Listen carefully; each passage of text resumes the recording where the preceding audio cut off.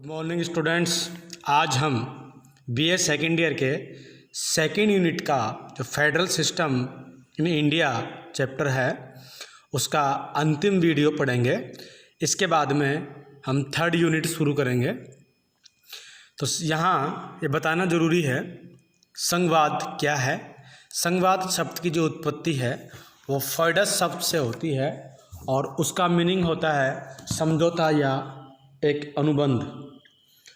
फॉयडस शब्द इसका उत्पत्ति होती है, इसका मीनिंग होता है समझौता करना या एक कॉन्ट्रैक्ट करना। लेकिन भारत के संदर्भ में जो फेडरलिज्म शब्द है, संघवाद है, वहाँ मैंने पिछले वीडियो में बताया आपको कि भारत में इस फेडरल शब्द की जगह यूनियन शब्द का प्रयोग किया गया है, क्योंकि आर्टिकल 1 राज्यों का संघ है, संघों का संघ भारत नहीं है।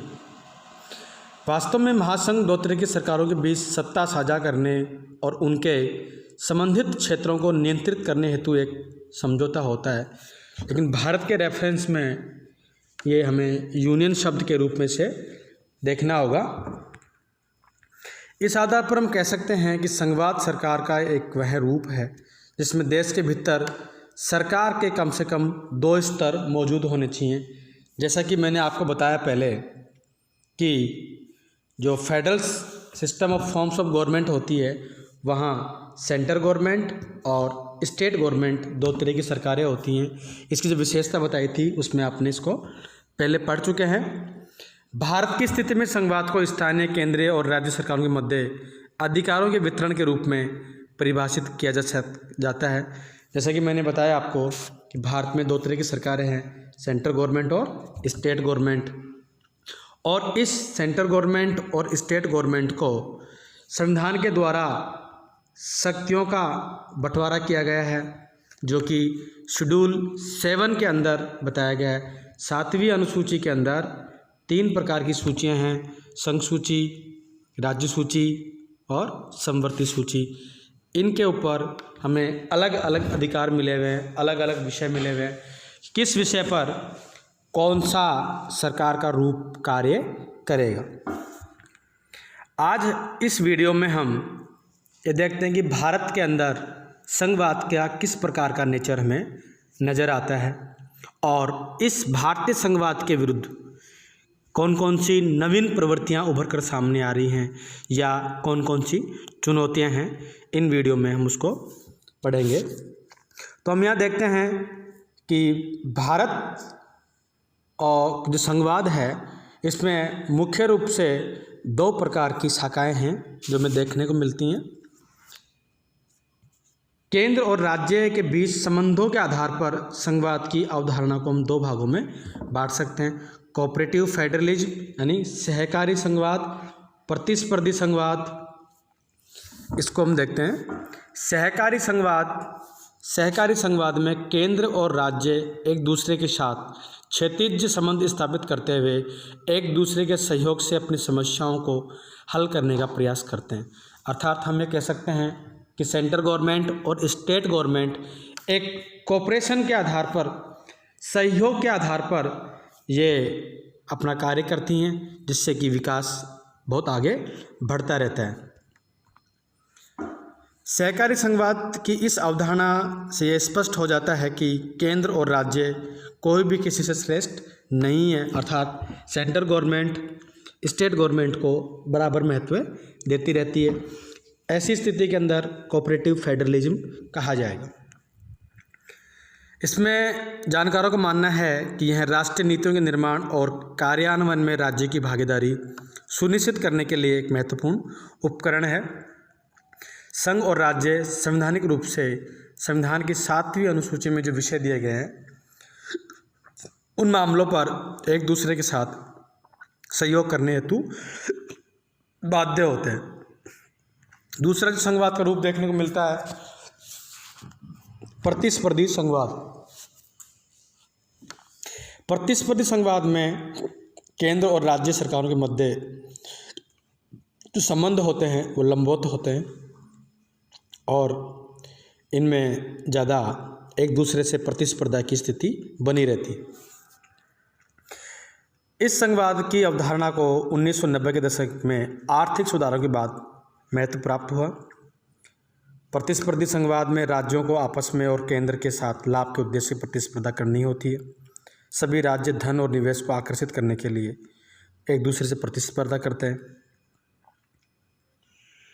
अब हम आगे जो हमारा वीडियो है उसमें देखने की कोशिश करेंगे कि केंद्र और राज्यों के मध्य कौन कौन से संबंध, किस प्रकार से संबंध स्थापित होते हैं। तो केंद्र और राज्यों के मध्य संवैधानिक प्रावधान या केंद्र और राज्यों के मध्य कौन कौन से संबंध हैं, इसको हम पढ़ने की कोशिश करते हैं। केंद्र और राज्यों के बीच संबंधों का उल्लेख संविधान के भाग 11 और 12 में विधायी, प्रशासनिक और वित्तीय संबंधों के तहत किया गया है। तो सबसे पहले देखते हैं विधायी मतलब कानूनी संबंध किस प्रकार से सेंट्रल गवर्नमेंट और स्टेट गवर्नमेंट के मध्य कानूनी संबंध किस प्रकार से हैं। केंद्र अथवा राज्य द्वारा किसी विषय पर कानून बनाने की शक्ति को विधायी शक्ति कहा जाता है। अर्थात कानून बनाने की जो शक्ति होती है उसको हम विधायी शक्ति कह सकते हैं। हम एक ऐसी प्रणाली का पालन करते हैं जिसमें विधायी शक्ति का वर्णन करने वाली 2 प्रकार की विषय सूची होती है, जिन्हें हम क्रमशः संघ सूची और राज्य सूची के रूप में देखते हैं, जो कि भारत के संविधान की अनुसूची 7वीं में बताई गई है। इसके अलावा एक अन्य सूची भी है जिसे हम समवर्ती सूची कहते हैं।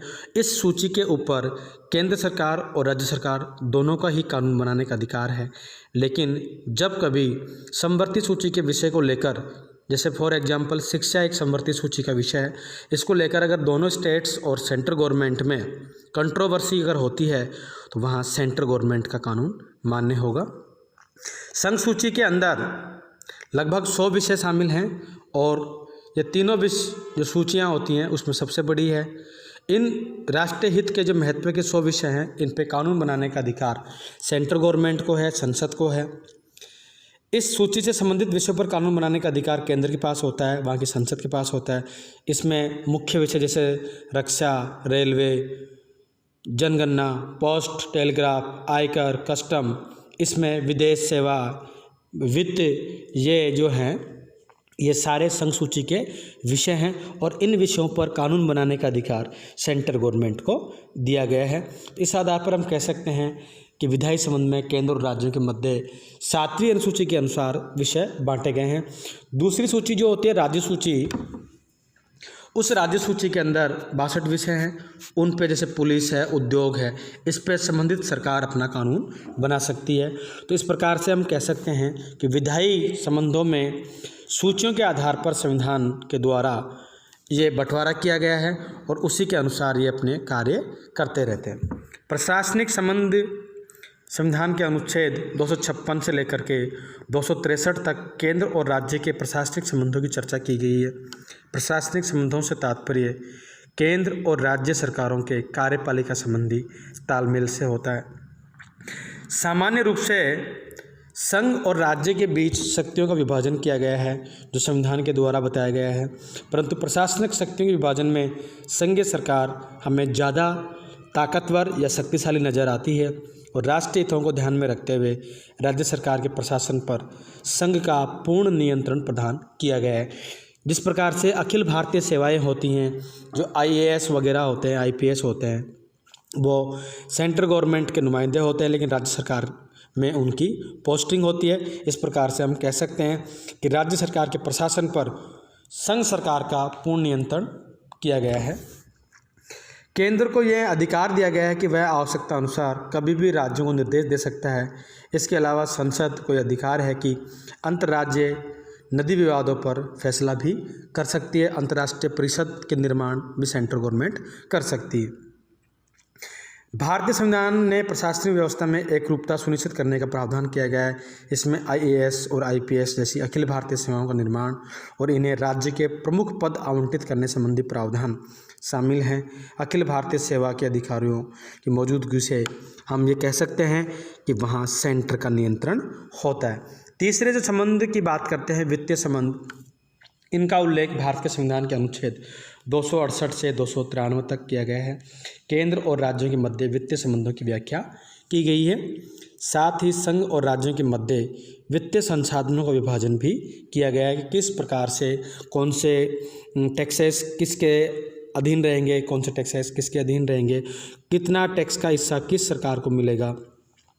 ये हमें भारत शासन अधिनियम 1935 पर पहले था, उसके आधार पर यह बनाया गया है।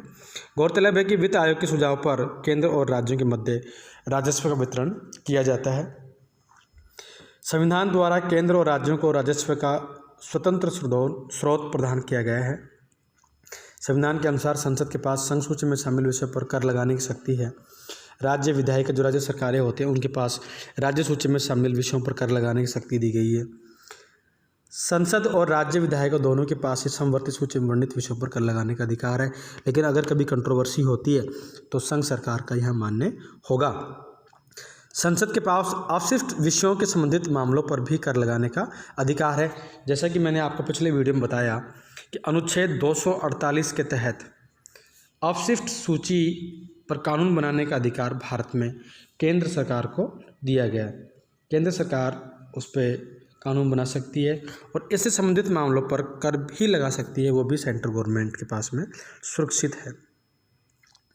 भारत के लिए संघवाद का क्या महत्व है? भारतीय प्रशासन में शक्ति केंद्र से स्थानीय निकायों यानी पंचायत तक प्रवाहित होती है।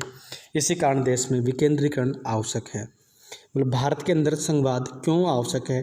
क्योंकि भारत का जो क्षेत्रफल है बहुत ज़्यादा है और यहाँ विभिन्न धर्मों के धर्मावलंबी निवास करते हैं। यहाँ का क्षेत्रफल और जनसंख्या की अधिकता के कारण हमारे यहाँ जो शक्तियों का विकेंद्रीकरण किया गया है सेंट्रल गवर्नमेंट से लेकर पंचायत तक किया गया है, ताकि यह सुनिश्चित किया जा सके कि केंद्र सभी शक्तियों का अधिग्रहण न करे।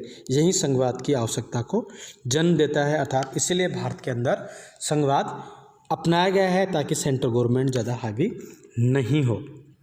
यह प्रणाली कार्य के बोझ तले दबे प्रशासन की काफ़ी मदद करती है। गौरतलब है कि केंद्र पर बैठे अधिकारी गांवों तक नहीं पहुंच पाते, जिसके कारण गांव का विकास अछूता रह सकता है। इसलिए स्थानीय सरकार कार्यपालिका को निचले स्तर तक पहुंचने में मदद करती है और देश के सभी नागरिकों को लोकतंत्र में सक्रिय भागीदारी सुनिश्चित करने के लिए भारत के अंदर संघवाद की आवश्यकता है। भारत में विभिन्न नस्लों और धर्मों के लोग मौजूद, जैसा कि मैंने आपको बताया। सरकार ने एक धर्मनिरपेक्ष विचार को अपनाया है। 42 संविधान संशोधन 1976 के द्वारा भारत की प्रस्तावना में धर्मनिरपेक्षता या पंथ निरपेक्षता शब्द जोड़ा गया है। संघवाद की अवधारणा देश के अंतर्गत विविधता को कायम रखने में मदद करती है। इस वीडियो में हम इतना ही पढ़ेंगे। इसके बाद में संघवाद के समक्ष कौन कौन सी चुनौतियाँ हैं उनके बारे में अध्ययन करने की कोशिश करेंगे। Thank you.